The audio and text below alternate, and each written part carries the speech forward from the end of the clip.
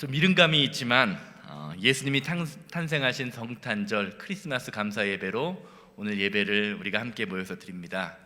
이 세상에 평화와 구원을 주시기 위해서 이 땅에 인간의 몸을 입고 내려오신 그 예수 그리스도의 사랑과 축복과 은총이 오늘 예배하시는 여러분들의 삶과 가정에 함께 하시기를 주님의 이름으로 소망합니다. 여러분은 성탄절 하면 어떤 색깔이 떠오르시나요? 성탄절 하면 어떤 색이 떠오르시나요? 빨간색이라고 아마 대답하실 겁니다. 제 앞에서 보니까 여러분들이 오늘 빨간색 옷을 입고 오셨고, 저도 이 넥타이가 저희 유정이가 그러더라고요. 아빠 캔디 케인 같아요 라고 이야기하던데, 빨간 색깔을 많이 하는데요. 혹시 여러분들의 생각 속에 지금 빨간색을 떠올리셨다면 여러분들도 모르는 사이에 코카콜라의 상술에 넘어가신 겁니다. 왜 그러냐면요, 코카콜라는 지난 1931년 자신들의 대표 상품인 코카콜라의 판매가 겨울철에 급감하자 코카콜라의 상징인 붉은색, 빨간 색깔을 산타클로스에게 입혀서 자신들의 미국의 백화점들에서 홍보를 했습니다. 그리고 그 사업 전략이 성공해서 겨울철에도 코카콜라의 판매가 감소되지 않고 아주 잘 팔렸다고 합니다. 그리고 많은 사람들이 그 코카콜라의 그 전략에 힘입어 겨울철 크리스마스 하면 빨간색 옷을 입은 산타클로스를 생각하고 가족들끼리 선물을 교환하는 것을 생각하게 되었다고 합니다. 사실 성탄절에 산타클로스를 생각하고 가족끼리 선물을 교환하면서 시간을 보내는 그것 자체가 나쁘다고 말할 수는 없죠. 그런데 그리스도인으로서 우리가 성탄절을 맞이하면서 생각해 보아야 할 것은 우리의 성탄절 가운데 성탄절의 주인공이신 예수님과 이 땅에 오신 거룩한 탄생, 그 성탄절의 의미가 사라져가고 있는 것은 아닌지라는 생각을 한 번쯤은 해보아야 할 것입니다. 여러분은 성탄절 하면 무엇이 가장 먼저 생각 속에 떠오르십니까? 몇 해 전에 기독교 방송에서요, 사람들을 대상으로 성탄절 하면 떠오르는 것은 이라는 주제의 제목으로 설문조사를 해본 적이 있습니다. 1등이 뭐였을까요? 우리는 당연히 성탄절, 크리스마스 하면 예수님의 탄생일 것이라고 생각하지만 질문을 받았던 일반인들, 세상 사람들은 그렇게 생각하지 않았습니다. 1등이 뭐였냐면요, 크리스마스 캐롤이었어요. 33%의 응답자가 크리스마스 캐롤이라고 대답을 했고요. 이어서 2등은 산타클로스와 선물이었습니다. 22%가 그렇게 대답했습니다. 그리고 3등으로 크리스마스 파티, 21%의 사람들, 5명 중에 1명이 그렇게 대답을 했고요. 당당히 4위로 예수님이 자리를 잡으셨다고 합니다. 너무 우습죠? 17%만 예수님이라고 대답을 했대요.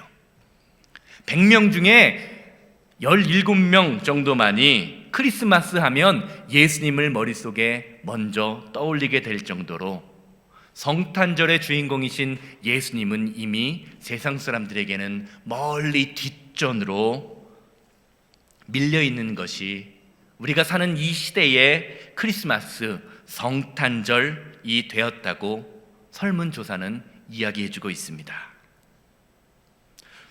우리 시대의 현실이라는 거죠.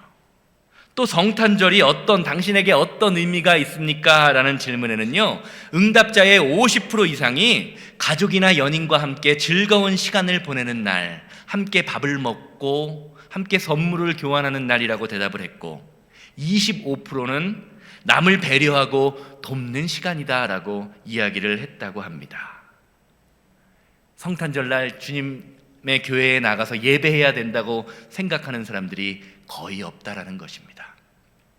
크리스마스에서 예수님이 사라지고 있는 그것이 이 시대의 현실이라는 것입니다.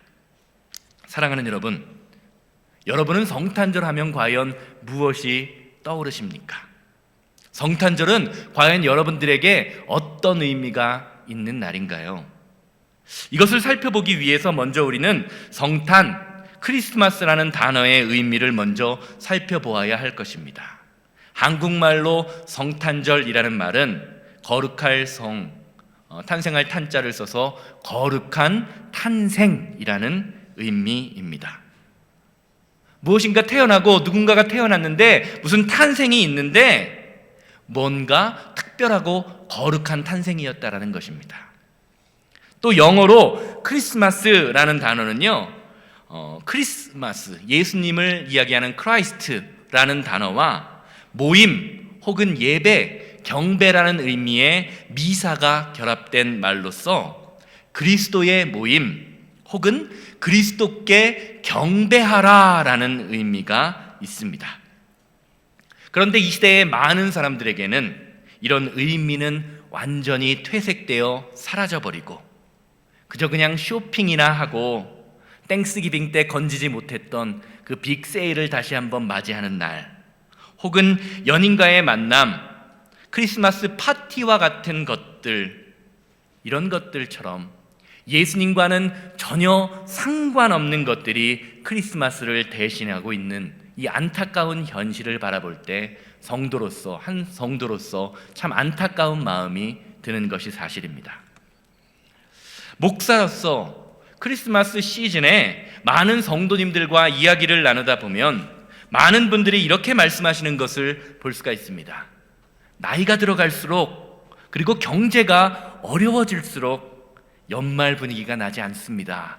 크리스마스 분위기가 느껴지지 않습니다 라는 말들을 종종 들을 수가 있습니다. 아마 여기 계신 여러분들 가운데에서도, 말씀을 들으시는 분들 중에서도 이런 생각을 해보신 적이 있을지 몰라요. 그런데 성탄절의 의미를 통해서 우리의 마음을 한번 바라보면 우리 마음속에 이런 생각이 드는 이유는 어쩌면 우리가 크리스마스에 기대하는 것이 세상 사람들과 별반 다르지 않기 때문에 이런 생각이 들지 않을까라는 생각 또한 해보게 됩니다. 누가복음 4장 18절에서 19절 말씀을 보면요, 성경은 이사야 선지자의 말씀을 인용하면서 예수님께서 이 땅에 오신 목적, 이유가 무엇인지에 대해서 분명히 말해주고 있습니다. 누가복음 4장 18절에서 19절입니다. 주의 성령이 내게 임하였으니 이는 가난한 자에게 복음을 전하게 하시려고 내게 기름을 부으시고 나를 보내사 포로된 자에게 자유를, 눈먼 자에게 다시 보게 함을 전파하며 눌린 자를 자유롭게 하고 주의 은혜의 해를 전파하게 하려 하심이라. 아멘.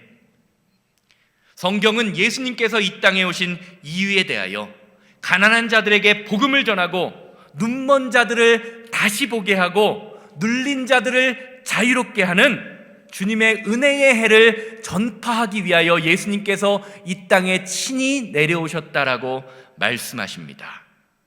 그리고 그것은 이 땅에서 예수님이 살아계실 동안 하셨던 예수님의 사역을 보면 분명히 드러납니다. 예수님은 공생애를 하시는 그 3년의 시간 동안 가시는 곳마다 가난한 자들을 먹여주셨고, 아픈 자들이 있으면 아픈 자를 하나님의 이름으로 치유해 주셨고, 상처 입고 소외당한 자들에게 찾아가 그들의 억눌린 것을 완전히 회복시켜 주셨습니다. 쉽게 말하면 예수님의 사역은 내가 가진 것을 연약한 자, 아픈 자, 상처 입은 자들에게 나누어 주시는 사역을 하셨습니다. 예수님의 사역을 보면서 우리의 사역이 어때야 할지, 우리 교회의 모습이 어때야 할지 한번 우리를 돌아보기를 원합니다. 사랑하는 여러분, 우리의 삶, 우리의 가정, 그리고 우리의 교회, 우리의 사업장을 통해서 이런 예수님의 모습이 나타나야 한다는 말입니다. 나만 잘 먹고 우리만 잘 사는 교회와 성도의 모습이 아니라 서로가 잘 먹고 서로가 잘 사는 세상, 공평하고 정의로운 세상을 만들기 위하여 노력하는 것, 그것이 바로 성도의 모습이기 때문입니다.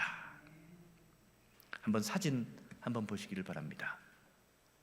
어떤 게 평등이고 어떤 게 공평한 세상일까요? 똑같이 나누어주는 것이 평등하고 공평한 세상입니까? 아니면 약한 자, 힘들고 어려운 자에게 하나 더 얹어주는 것이 공평하고 평등한 것일까요? 사랑하는 여러분, 진정한 평등, 진정한 공평은요, 약한 자를 돕는 것입니다. 병든 자를 치유하는 것입니다. 상처 입은 자를 회복시켜 주는 것입니다. 왜냐하면 예수님이 이 땅에 오신 목적, 사명이 바로 그것이기 때문입니다. 우리말에 예전에 어릴 때 다들 한 번씩 들어보셨을 거예요. 야, 공부해서 남 주냐라는 말 한번 들어보셨죠? 어릴 때 공부하지 않는 자녀에게 그런 말, 저도 저희 부모님께 들어본 적이 있는 것 같은데, 공부해서 남 주냐라는 말이 세상의 논리이지만 성도에게는요, 공부해서 남 주냐는 말, 공부해서 남을 주어야 하는 삶을 살아야 합니다. 그래서 우리는 우리 자녀를 가르칠 때요, 야, 공부해서 남 주어라 라는 삶을 살게 해야 한다는 것입니다. 우리가 자녀를 가르칠 때 이런 말 하곤 하죠. 의사가 돼서 돈 많이 벌어라 라고 가르칠 때가 있어요. 그런데 이것은 성도의 가르침이 아닙니다.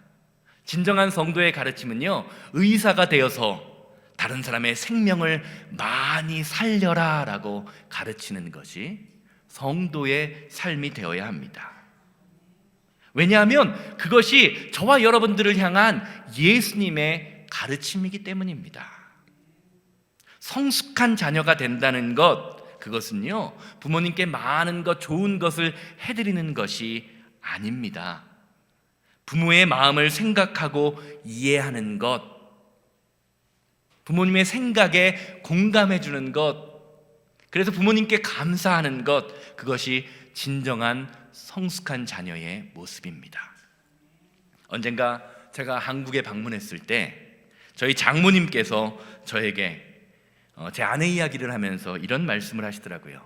제 아내가 부모로서 참 고맙다라고 말씀을 하시는 것을 들은 적이 있습니다.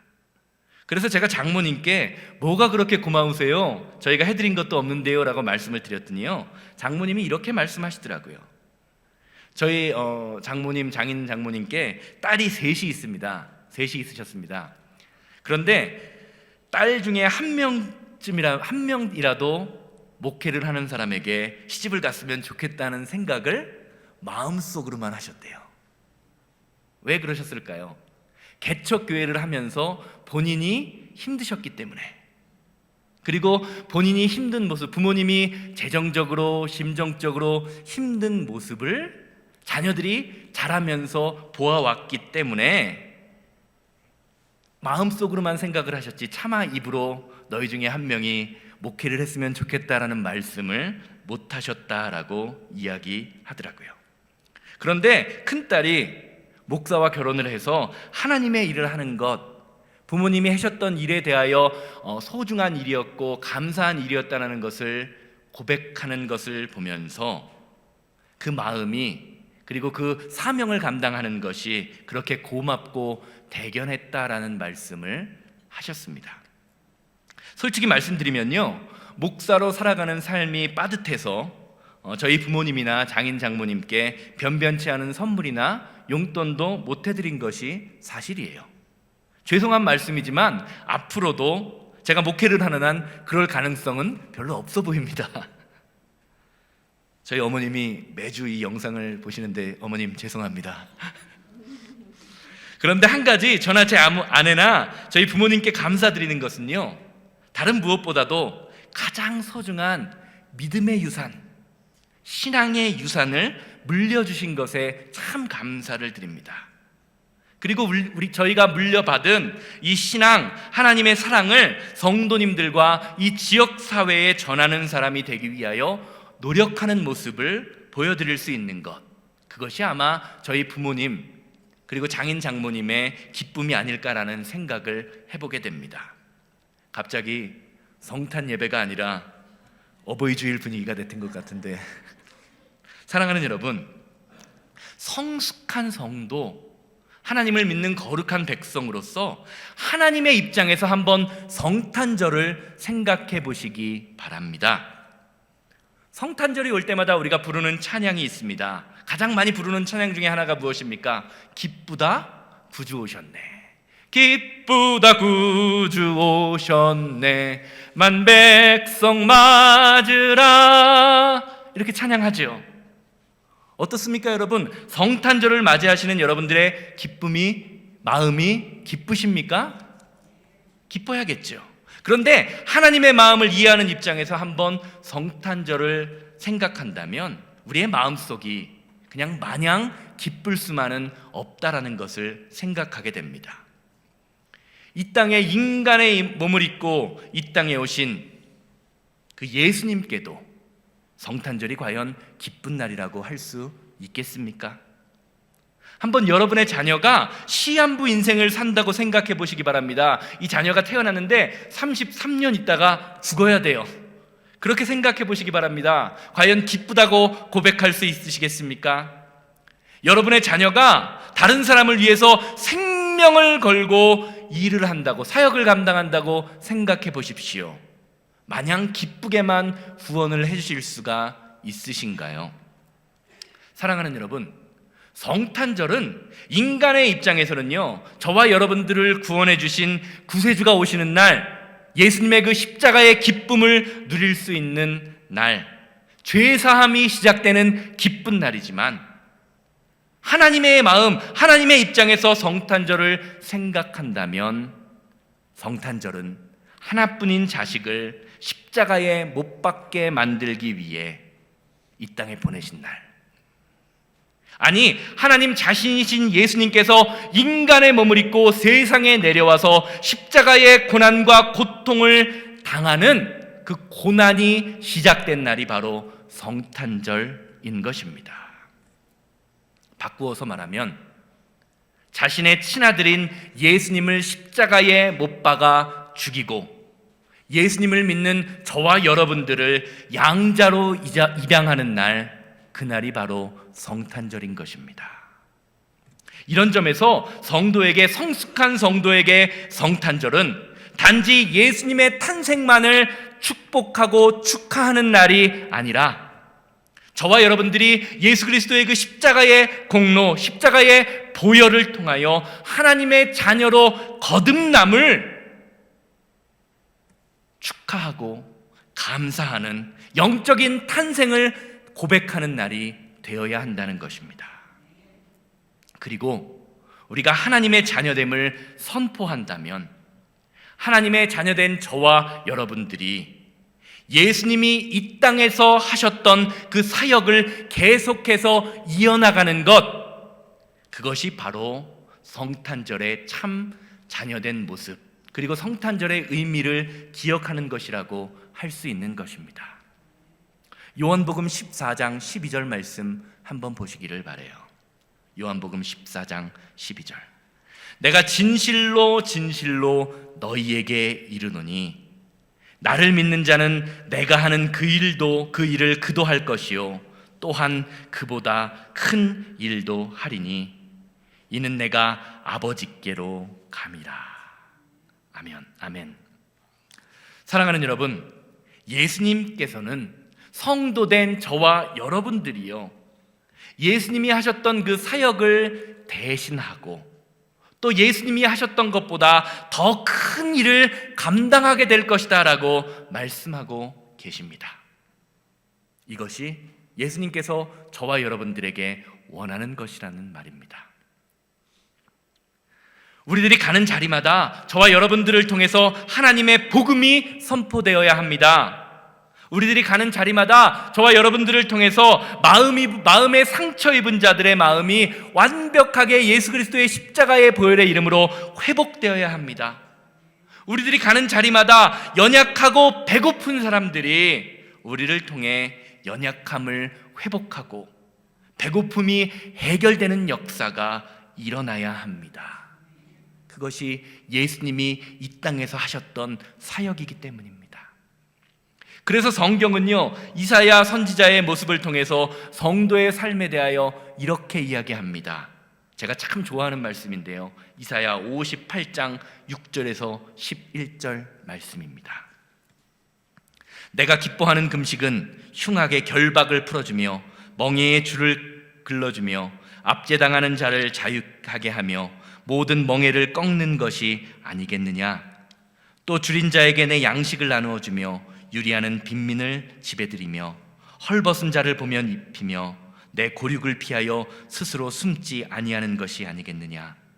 그리하면 내 빛이 새벽같이 비칠 것이요 내 치유가 급속할 것이요 내 공의가 내 앞에 행하고 여호와의 영광이 내 뒤에 호위하리니 내가 부를 때에는 나 여호와가 응답하겠고 내가 부르실 때에는 내가 여기 있다 하리라. 만일 내가 너희 중에서 멍에와 손가락질과 허망한 말을 제하여 버리고 줄인 자에게 내 심정이 동하며 괴로워하는 자의 심정을 만족하게 하면 내 빛이 흑암 중에서 떠올라 내 어두움이 낮과 같이 될 것이며 여호와가 너를 항상 인도하여 메마른 곳에서도 내 영혼이 만족하게 하며 내 뼈를 견고하게 하리니 너는 물된 동산 같겠고 물이 끊어지지 아니하는 샘과 같을 것이라.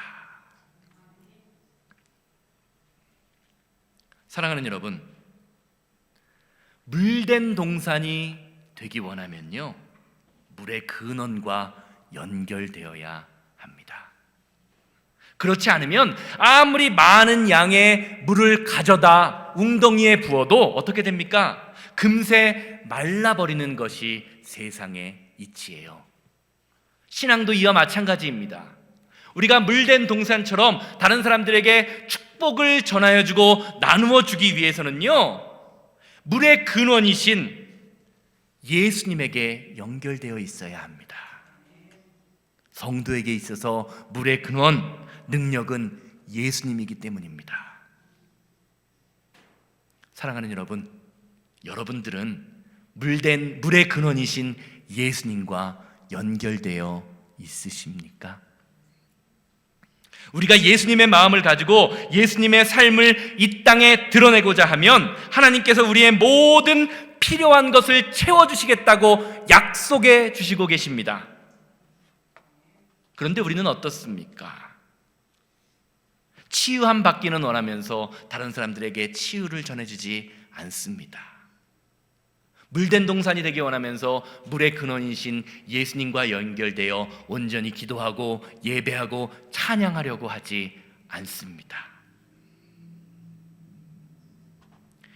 이런 말씀을 바탕으로 우리의 삶을 한번 돌이켜봐야 할 것입니다. 이 시대에 많은 교회들 한번 보시기를 바라요.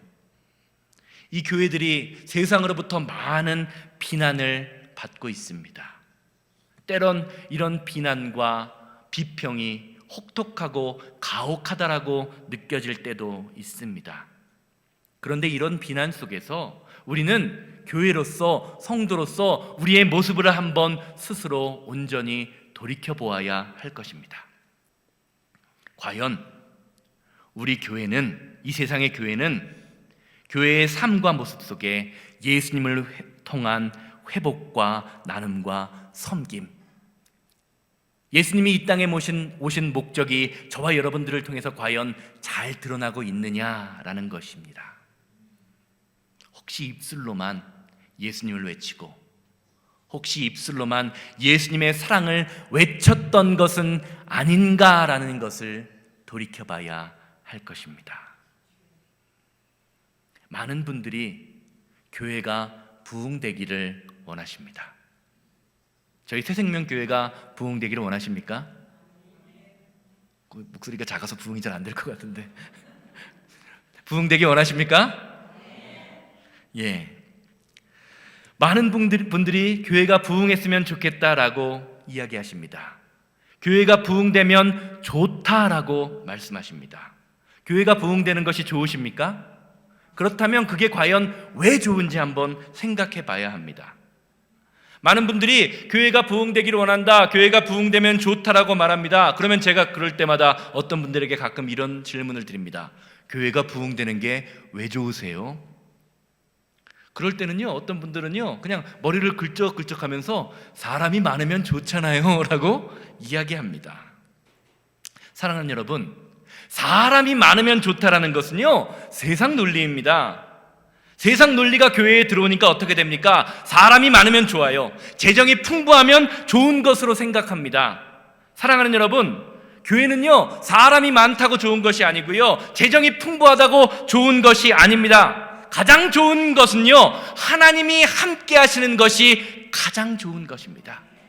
가장 좋은 교회는 하나님이 함께 하시는 교회가 좋은 교회입니다. 가장 행복한 가정은 돈이 많은 가정이 아니라 하나님이 함께 하시는 가정입니다. 세상이 말하는 것처럼 사이즈의 문제가 아니라는 겁니다. 이제는 우리가 변해야 하고 우리 교회가 변해야 합니다. 교회의 덩치만 키우고 우리의 주머니만 채우는데 급급한 삶을 사는 것이 아니라 저와 여러분들, 우리 교회의 모습을 통하여 예수님의 섬김과 나눔, 회복과 봉사, 이러한 모든 것들이 실천되어야 한다는 것입니다. 그것이 정말로 좋은 거예요. 교회가 아무리 커도요, 그 안에 하나님이 없다면, 예수 그리스도가 없다면, 예수 그리스도의 십자가의 능력이 없다면 그것은 좋은 교회가 아닙니다. 정말로 좋은 교회는요, 정말로 행복한 인생은 저와 여러분들의 삶을 통해서, 우리 교회를 통해서 예수님의 모습이 나타나야 합니다. 지금까지 살아왔던 여러분들의 인생 한번 올해를 한번 정리하면서 돌이켜보시기를 바랍니다. 과연 올 한 해 나의 인생, 우리 교회는 하나님과 함께하는 삶, 하나님과 함께하는 인생을 살아왔는가? 그렇다면 과연 나의 남은 인생은 어떻게 해야 할 것인가를 또한 생각해 보시기를 바랍니다. 우리의 삶에서 하나님의 말씀, 하나님의 능력이 실천될 때요, 사람은요 하나님이 보내주시는 것입니다. 하나님이 보내주시는 부흥, 하나님이 보내주시는 사람이요 진짜 부흥되는 모습이 나타나는 교회에서 일어나는 것입니다. 오늘 본문 말씀이 바로 그것을 말해주고 있습니다. 마태복음 2장 5절에서 6절이지요. 이르되 유대 베들레헴이오니 이는 선지자로 이렇게 기록된 바, 또 유대 땅 베들레헴아 너는 유대 고을 중에서 가장 작지 아니하도다. 내게서 한 다스리는 자가 나와서 내 백성 이스라엘의 목자가 되리라 하였음이니라. 오늘 말씀은 저와 여러분들이 너무 잘 아는 것처럼 동방 박사가 예수님의 탄생을 경배하기 위하여 헤롯 왕을 찾아왔을 때 대제사장들이 헤롯 왕 궁전에 모여서 예수님의 탄생이 어디에서 일어나는지 예고하는 미가서 5장 2절의 말씀을 인용한 장면이에요. 이 말씀을 보면요, 유대의 작은 마을인 베들레헴이라는 마을을 보면서 가장 작지 않다라고 말해주고 있습니다. 작지 않다라는 말은 무슨 말입니까? 야, 그거 작지 않네, 그런 말은 무슨 말이죠? 크다라는 말이에요. 역사적 기록을 보면요, 예수님 당시에 예루살렘이 가장 큰 도시잖아요, 이스라엘에서. 예루살렘의 인구가 10만 명 정도 되었다고 합니다. 콜로라도 스프링스의 인구가 몇 명인지 아십니까? 59만 명이 조금 넘습니다. 그러니까 예루살렘이라는 도시가 콜로라도 스프링스의 6분의 1밖에 안 되는 작은 도시였다라는 거예요. 그렇다면 베들레헴은 어땠을까요? 베들레헴은요, 인구 몇백 명도 되지 않는 아주 작은 마을이에요. 그런데 성경은요, 이렇게 작은 마을을 작지 않고 크다라고 말해주고 있습니다. 왜 그렇습니까? 그 이유는 베들레헴을 통해서 예수님이 태어나셨기 때문입니다. 제가 제 주변 사람들에게 볼도에 있다가 새생명교회로 임지를 옮겼다라고 말씀을 드리면 어디냐고 물으십니다. 그러면 그때 제가 이렇게 이야기하죠. 콜로라도 스프링스입니다 라고 말씀을 드리면 어딘지 감을 못 잡으세요. 어디 있는지 잘 모르잖아요. 그러면 제가 감을 잘 못 잡으시는 분들에게 이렇게 이야기하죠. 덴버 근처입니다. 덴버 남쪽이에요 라고 이야기하면 그제서야 아 그렇구나 라고 이야기하면서 위치를 알아차리세요. 제가 예전에 한 10여 년 전이죠. 알라바마에서 사역할 때도 어번 알라바마라는 곳에 있었거든요. 어번에 있는 곳에서 사역을 하고 있습니다 라고 이야기하면 사람들이 잘 모르시는데 그때 제가 썼던 방법이 있습니다. 애플의 CEO인 팀 쿡이 제가 살고 있는 어번에 있는 어번대학교를 나왔습니다 라고 이야기하면 사람들의 반응이 그때부터는 달라져요. 애플 CEO가 나왔다고 이야기하면요, 야, 그 동네 참 좋은 동네구나, 그 학교 참 좋은 학교구나 라고 이야기를 하는 것을 경험한 적이 있습니다. 이것이 바로 이름을 날리는 사람의 능력이에요. 오늘 본문 말씀에 나오는 베들레헴도 마찬가지입니다. 작은 동네, 작은 마을인 베들레헴을 작지 않고 크다라고 말하는 것은요, 그것을 통하여 예수님이 이 땅에 오셨기 때문입니다. 저와 여러분들의 신앙생활도 이와 마찬가지가 되어야 할 것입니다. 사람들이 어딘지도 잘 모르는 미국의 작은 도시인 스프링스, 그곳에 있는 교회인 작은 무리가 모인 교회이지만 저와 여러분들의 모습을 통하여 예수님의 모습이 나타나고 예수님의 사역이 시작되고 하나님의 영광이 나타나기만 하면 사람들은 인정해주지 않을지 몰라도 세상 사람들은 무엇이랍니까? 야, 그 베들레헴에서 무엇인가 좋은 것이 나겠느냐, 나사렛에서 뭔가 좋은 것이 나겠느냐라고 이야기할지 모르지만 하나님이 저와 여러분들의 모습을 보시면서 새생명교회들은 참 큰 성도다라고 인정해 주시는 그 영광의 순간이, 영광의 삶이 저와 여러분들을 통해서 나타나게 될 것이라는 말입니다. 믿으십니까? 사랑하는 여러분, 제가 말씀드린 것처럼요, 교회의 문제는요, 교회의 크기가 얼마나 크는가, 사람이 얼마나 많이 모이는가, 재정이 얼마나 탄탄한가의 문제가 아닙니다. 하나님이 함께 하시느냐 아니냐가 진짜 교회의 문제입니다. 저와 여러분들이, 그리고 우리 교회가 하나님께 붙어 있기만 하면 세상적으로 보이는 크기의 유무는 아무런 상관이 없다라는 것을 오늘 본문 말씀 성탄 메시지를 통하여 주고 계시는 것입니다. 사사기 7장 한번 보세요. 기드온의 300용사의 말씀, 사사기 7장을 한번 집에 가서 읽어보시기 바랍니다. 하나님과 함께했던 기드온의 300용사가 13만 5천 명이나 되는 미디안의 군대를 완전히 이겼다라고 성경은 증거하는 것입니다. 저 모이신 여러분들 한 60여 분 정도 되는 것 같은데 확실한 건 모르겠는데, 저와 여러분들이 예수 그리스도의 십자가의 이름으로 똘똘 뭉치기만 하면 어떻게 된다는 거예요? 세상에 있는 무리 수백 명, 수천 명의 무리가 저희 60명, 70명의 상대가 안 된다고 성경은 이야기하는 것입니다. 영국의 종교개혁자 존 낙스는 이런 말을 했습니다. 기도하는 한 사람이 기도하는 민족보다, 나라보다 강하다. 저와 여러분들이 예수님의 마음을 품고 하나님께 기도하면요, 감히 한 민족, 대한민국, 미국의 모든 인구들이 상상조차 하지 못하는 일을 해낼 수 있다라고 성경이 말해주는 것입니다. 왜냐하면 예수님의 마음을 품은 저와 여러분들을 통하여 하나님이 직접 일하시기 때문입니다. 일당 100, 일당 1000이라는 마음이 있지요.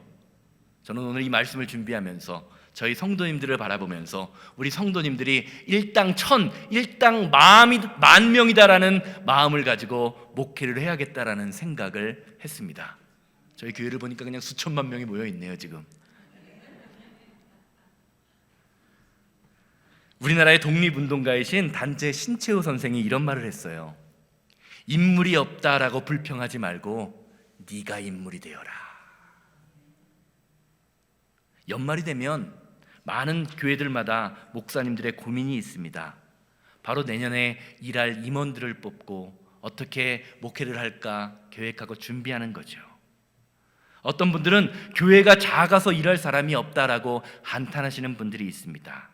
그런데 대형교회 목사님들을 만나봐도요, 그 목사님들 똑같이 말하세요. 교회만 크지 일할 사람이 없습니다. 내가 일하지 않고 내가 내 자리에서 섬기고 나누고 회복하고 치유하지 않으면 사람이 없어 보여요. 그런데 어떻습니까? 예수님의 마음을 가지고 하나님의 마음을 품고 십자가의 능력을 가지고 작은 힘이지만 하나하나 일을 하다 보면 어떻습니까? 하나님께서 사람을 붙여주십니다. 사람을 보내주십니다. 이것이 우리의 삶의 자리에서 예수님의 마음을 품고 하나님의 사역을 감당해야 하는 이유가 되는 것입니다. 결론적으로 말씀드리겠습니다. 성탄절, 크리스마스의 주인공은요, 산타크로스도 아닙니다. 캐럴도 아닙니다. 선물도 아닙니다. 오직 예수 그리스도임을 고백하시기를 바랍니다. 크리스마스를 통해서 예수님의 삶이 드러나게 해달라고 주님 앞에 무릎 꿇으시는 여러분들 되시기를 주님의 이름으로 소망합니다. 그리고 삶의 자리에서 예수님을 닮아가는 연습을 하십시오. 그것이 하나님께서 저와 여러분들에게 원하시는 길입니다. 그리고 우리가 예수님을 닮아가는 삶을 살고자 하며 우리의 삶의 자리에서 다른 사람을 일으키고 배고픈 사람을 먹이고 회복시키는 일을 할 때에 하나님께서 저와 여러분들을 하나님의 복음을 전하게 하는 큰 사람, 큰 인물로 기억하고 만들어 주실 것입니다. 이번 성탄절 예수님의 마음을 품고 저와 여러분들의 주변을 살펴보기를 바랍니다. 그래서 우리 교회 안에 먼저 용서와 화해의 마음으로 미움이 있는 곳에 사랑을, 다툼이 있는 곳에 화해를, 원한이 있는 곳에 용서를 가져오기를 주님의 이름으로 기대합니다. 그리고 더 나아가 내 가족 중심, 내 교회 중심의 사고를 벗어나서 우리 교회 주변에 있는 고통받고 연약한 영혼들에게 실질적인 도움을 주면서 그들의 고통과 짐을 나누는 그러한 새 생명이 넘쳐나는 교회가 되기를 주님의 이름으로 소망합니다.